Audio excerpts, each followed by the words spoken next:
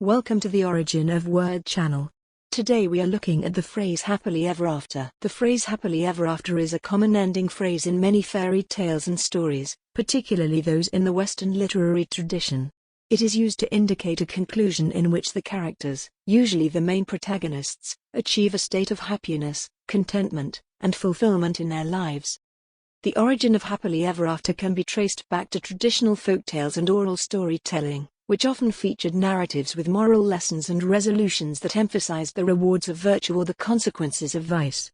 Over time, these stories were collected and recorded by writers and folklorists.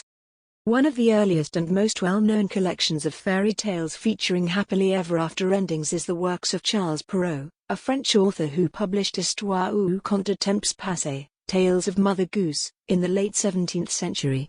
In this collection, Perrault included stories like Cinderella, Sleeping Beauty, and Little Red Riding Hood, all of which concluded with variations of the phrase "and they lived happily ever after," or similar expressions in French. The brothers Grimm, Jacob, and Wilhelm Grimm, also contributed to popularizing this phrase through their collection of German folktales, Grimm's Fairy Tales, published in the 19th century.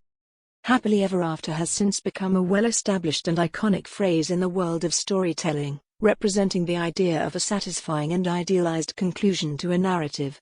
It is often associated with the themes of love, triumph over adversity, and the promise of a bright and harmonious future for the story's characters. Thank you for joining us. If you found this video informative, be sure to like and subscribe to our channel.